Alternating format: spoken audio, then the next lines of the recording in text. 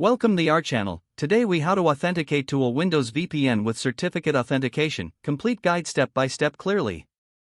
To begin, ensure that you have the necessary certificates downloaded and installed on your device.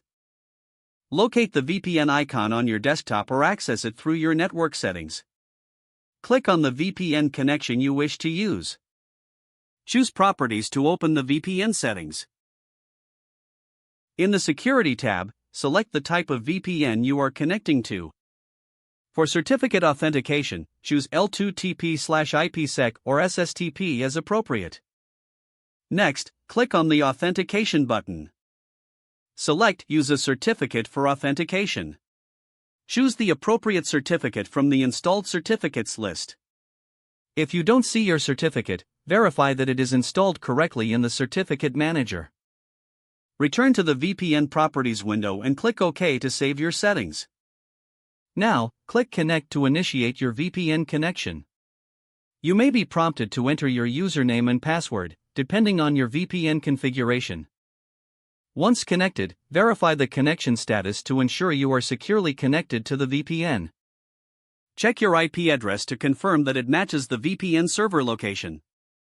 If you encounter any issues, double-check your certificate installation and VPN settings.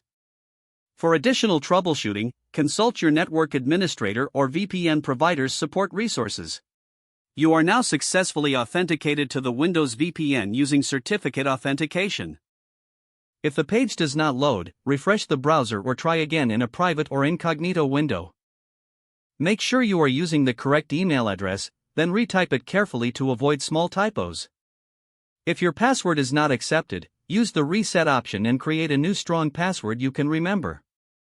Check your spam folder for verification or security emails, then complete any requested confirmation steps. Enable two-factor authentication if available to improve account security and reduce unauthorized access risk.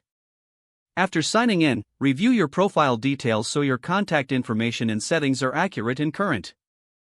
If you see an error message, note it down and try again after restarting your device and internet connection. Log out when you finish, especially on shared devices, to keep your account and payment information secure. If the page does not load, refresh the browser or try again in a private or incognito window. Make sure you are using the correct email address, then retype it carefully to avoid small typos. If your password is not accepted, use the reset option and create a new strong password you can remember. Don't forget to like this video and subscribe to our channel for more step-by-step tech guides.